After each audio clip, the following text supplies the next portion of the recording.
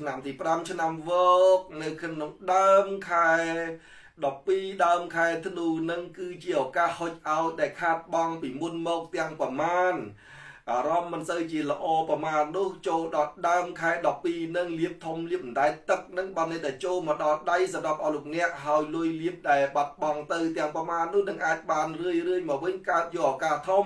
ប្រមោបដុំលោកធំនឹងជួយសដោះប្រោះប្រណីមេត្តាគិតគូក្តីស្រឡាញ់ទាំងប្រមាណប្តីប្រពន្ធមិនយល់ចិត្តគ្នាពេលនេះនឹងយល់ចិត្តគ្នាហើយអ្នកលក់ដូរអតិថិជនគឺនឹងអាចមានម៉ូយចូលមកជាប្រក្រតីឬមួយក៏ម៉ូយចូលដែលច្រើនសម្រាប់អ្នកដែលឆ្នាំវកនៅក្នុងដើមខែ12យើងនឹងពណ៌លេខសំណាងរបស់នៃឆ្នាំវកគឺ888ខមមិនលេខ888អាសយ៉ាចេញសូមមានលៀបពិតប្រកប100 200ចូលមកដល់ដៃសម្រាប់អ្នកដែលឆ្នាំវកនៅក្នុងដើមខែ12នឹងពណ៌នាំសំណាងគឺពណ៌ផ្កានៅនួងពណ៌នាំសំណាងគឺពណ៌ផ្កានៅនួងសំណាងលោណាឆ្នាំវកនៅដើមខែ12នឹងហីណា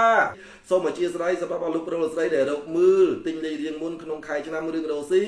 ម្នាក់$10មើលវាសនាមច្ឆជីវិត$111បញ្ជាក់ជូនយន់រាល់ការជាវគឺវាប្រាក់មកមុនហើយបើសិនជាអស់លោកអ្នកត្រូវអំពើផ្ដាច់ស្នេហ៍គឺមានថ្នាំទឹកញីឈ្មោះឡើយបើសិនជាគេធ្វើចងជាមួយចងអីហ្នឹងគឺប្រើសេមាសណាញ់ទិញអតិពលអាក្រក់ជួយគេធ្វើមកលងទៅវិញនោះប្រើសមាសនានឹងអាចមានលៀបជោគជ័យសម្រាប់អស់លោកប្រុសលោកស្រីហើយបញ្ជាក់ជូនអស់លោកប្រុសលោកស្រីនៅ Telegram សម្រាប់នៅក្នុង TikTok ក្តីនៅក្នុង YouTube ក្តីនៅក្នុង Page ក្តី Telegram 071 9305 071 8751បញ្ជាក់ជូនសម្រាប់អស់លោកប្រុសលោកស្រីសូមប្រសិទ្ធពរជ័យសម្រាប់អស់លោកអ្នកដែលក្នុងឆ្នាំ2026នឹងសូមឲ្យ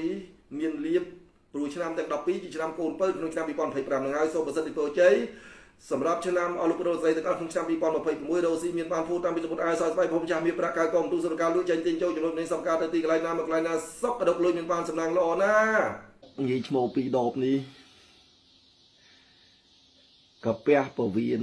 រ៉ាំរៃត្រូវអំពើផ្ដាច់ស្នេហ៍ជំងឺទាស់150មុខទាស់រដូវមិនទៀង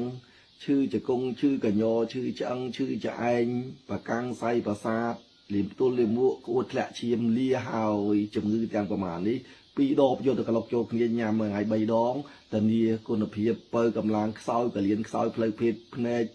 ដែលហៅថាសវាំងខួរក្បាលគិតស្ត្រេស2ដបយកទៅក្លុកចូលគ្នាធានាលាហើយជំងឺរ៉ាំរ៉ៃ